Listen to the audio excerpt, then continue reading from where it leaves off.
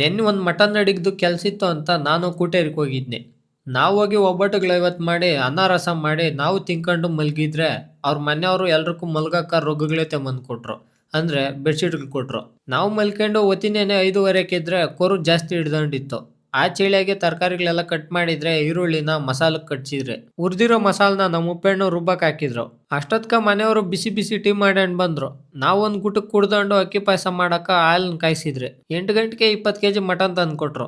ಅದನ್ನ ಸಾರು ಮಾಡ್ತಿದ್ರೆ ಪಕ್ಕದಾಗೆ ಒಂದ್ ಪಾತ್ರೆಗ ಮಟ್ಟಿಗೆ ಬೇಯಿಸ್ತಿದ್ರಿ. ಮಟನ್ ಊಟಕ ನಂಜಾಣಕ ಈರುಳ್ಳಿ ಸೌತೆಕಾಯಿನ ಟೂತ್ ಪಿಕ್ಗಳಾಗ ಹಾಕ್ತಿದ್ರೆ ಚಿಕನ್ ಫ್ರೈ 20 ಕೆಜಿ ಮಾಡ್ತಿದ್ರು. ನಾವು ಕಬಾಬ್ಕ ಮಸಾಲೆಗಳು ಹಾಕಿ ಕಲ್ಸಿ ಅದ್ರ ಮ್ಯಾಗ ಕರ್ಬೇವ್ ಸೊಪ್ಪು ರೋಸಿ ಹಾಕಿ ನೆನ್ಸಕ್ ಬಿಟ್ರೆ ಅಷ್ಟೊತ್ಕ ಮಗ್ಬಡಿಗ್ ಬಿಟ್ಟಿದ್ ಕುರಿನ ಕಟ್ ಮಾಡಿ ಮಟನ್ ಎತ್ಕೊಂಡ್ ಬಂದ್ರು.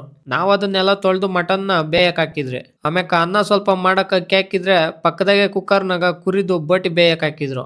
ಚಿಕನ್ ಬಿರಿಯಾನಿ ಅಕ್ಕಿ ಪಾಯಸ ಮಾಡಿದ್ರು. ನಾವು ಬೆಂದಿದ್ ಮಟೆಗಳನ್ನ ಕ್ಲೀನಾಗಿ ಕಟ್ ಮಾಡಿ ಎಲ್ರಿಗೂ ಊಟ ಬಡಿಸಿ ಕೆಲ್ಸ ಮುಗಿಸ್ಕೊಂಡು ಅವ್ರು ಕೊಟ್ಟಿದ್ದ ಕಾಸುಗಳನ್ನ ತಕೊಂಡು ನಮ್ಮ ಉಪ್ಪೆಣ್ಕೊಂಡ್ ಬಾಯಿ ಹೇಳ್ಕೊಂಡು ಮನೆಗೆ ಹೊಂಟ್ನೆ. ಅಂದಂಗೆ ಇವತ್ತು ಇಷ್ಟೇ.